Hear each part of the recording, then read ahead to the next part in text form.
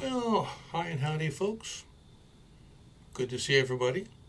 Welcome to Dave Digs History, Railroad Edition. I'm the host for this part of the channel, Dr. Toombs. And if you're new here, welcome. Good to see you. And if you are new here, what this is a hospital for a railroad construction crew operated on the Virginia and Tennessee line, somewhere between Lynchburg, the point of origin, and the next stop, which will be Big Lick. Big Lick was a real name of a community. Eventually it was renamed Roanoke. But for the moment, 1850, it's Big Lick. You may remember, those of you who were here for the last episode, we talked about link and pin coupling, the standard for how you get a train put together, and what can happen to people if things go really, really bad. Well, not this week. There's something else. My back is going to need a lot of lana when this is over with. I had mentioned in a previous episode of the Railroad Edition that railroading at this time, 1850, is a very dangerous business. There are many ways to get maimed, crushed, etc., killed. And earlier in the week, I had a patient who was a brakeman who, on a line somewhere between Lynchburg and Big Lick, was attempting to assist the engineer and the locomotive to stop the train.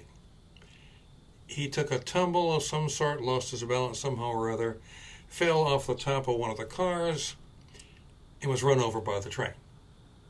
He survived, was brought here to the hospital, where, in my capacity as the doctor, did what had to be done. I finished the job that the freight train started. I'm hoping he will make it. It's in doubt at this point, which probably is a good place to start talking about some other happenstance which can do you in. In reality, I could probably do a whole series on what could kill you if you work on the railroad, followed by the next series, what could kill you if you rode on a railroad as a passenger. I hope we don't get to that, because it'll be 30 or 40 episodes worth of material. What happened to this person was that I operated on, who lost his right leg just below the knee. He was attempting to assist the locomotive engineer, as I said, in slowing the train down by applying the brakes on the cars. In case you're wondering, well, why didn't the engineer apply the brakes in the locomotive? There aren't any. Locomotives at this time do not have brakes. The cars do. The locomotive, where the power is, no, that's not going to happen. So indeed, how do you stop a train? Or do you? Well, of course, yes. Sometimes with unfortunate results, but here's how this works. And I'm going to use this model train here of the period to assist me in explaining how a train stops and how it's impossible to suffer extremely bad injuries and even death. This is a locomotive of the period. Oops, already had a derailment. Ah, boy. It is known as a 440. 4 pilot wheels, 4 driving wheels, and no wheels behind the driving wheels. It is known as American Standard. Most railroads operating at this time use 440 American Standards. There are no brakes. There are ways to stop a train, and it takes a little bit of talent to do that. Talent on the part of an experienced, can't emphasize this enough, engineer who will know how to do this if he has the right, modern term, skill set. As he's approaching a stop, he can calculate, if he's any good at this, And there is no magic formula. It's all in his head, all from experience. At what point do I throw the locomotive into reverse? That's a good way to slow it down and eventually stop it. But in a train where you have multiple cars, one of which is derailed, going to need some help. That's where the brakeman comes in. The individual cars have brakes, and somebody, the brakeman, has to, while the train is moving, go from one car to the next, applying the brakes individually. Now the first car we have here, just after the tender, is a gondola. Gondola is nothing more than a flat car with sides on it.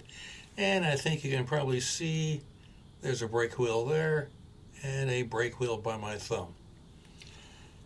The brakeman will somehow maneuver himself out in the open to the brake wheel and just start cranking it and cranking it as much as it takes. The wheel is attached to a set of gears and assemblies that apply pressure to the wheels on the trucks. Each one of these four-wheel assembly pieces is known as a truck. They're still known as trucks in modern parlance. Some passenger cars have six-wheeled trucks. Most freight cars at this time, if they're American, have four-wheeled trucks. Pressure is applied to the wheels and it helps slow it. Well, that's nice for the gondola, but here's a house car. House car, modern term, boxcar. Sits up higher. He's going to have to somehow jump, yes, I said jump, from this car to this car and land on top without falling off. And there's a brake wheel right here on top of the car. I'm pretty sure you can see that. It's a tiny thing, but this is a tiny car. He then grabs a hold of the brake wheel, and just like he did on the gondola, crank, crank, crank. Eventually, it'll hold and start slowing the train down. Well, there's another car here. He runs across the walkway carefully, hops from one car to another, hopefully not landing in between the cars. Takes this brake wheel, same thing, crank it, turn it, the car slows. He goes down to the next car, to the next car, to the next car. And eventually, between the talents of the engineer and the skill and adroitness of the brakeman, the train will stop where it's supposed to stop. If it does, everybody's happy. If it doesn't, or the train is going around a curve and the brakeman loses his balance, well, you can understand what's going to possibly happen, as what happened with one of my patients. Unfortunate, but true. Someday there will be a gentleman by the name of Westinghouse who will invent an air brake system that will revolutionize the railroad industry. Air brakes. Westinghouse air brakes, much towards the end of this century, which is the 19th, by the way. He met a great deal of opposition from people, the railroads management, who said, Westinghouse, you're telling us that you know how to stop a train with air. You, sir, must be a madman. But, as strange as it sounds, it did work. Compressed air, run through a series of hoses from car to car to car, which activated brakes, worked wonders. But it's going to be quite a number of years before Westinghouse's system of air brakes actually will become law in this country. And once it does, it will help to reduce fatalities, injuries, maimings, my amputations throughout the whole country. And we don't have to worry anymore about brakemen hopping from car to car to car on a moving train, going around corners. Must be careful of tunnels. The brakeman has to know where the next tunnel is And can he stand up in it, or must he just flatten himself down on the top of the house car? As I said earlier in this series, it's a dangerous, dangerous business. Now, as far as my patient, I've been rather busy lately with small amputations and other problems that cause me to use up almost all of my supply of chloroform. I did have some chloroform left at the bottom of the bottle for my last patient who needed the amputation, but there wasn't enough in the bottle to actually put him under. I gave him all that there was, which was helpful, but what was more helpful were the 6 people who helped me pin him down as I removed his leg below the knee.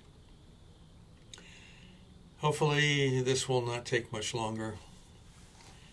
The system of link and pin coupling, brakes, hand brakes, which sometimes fail. Sometimes they fail. They don't always do their job like they're supposed to. Try setting a set of brakes on the downside of a hill and see what happens. It's teamwork between the brakeman and the engineer. And that's all I have for today. That's enough. Anything else will be overkill, no pun intended.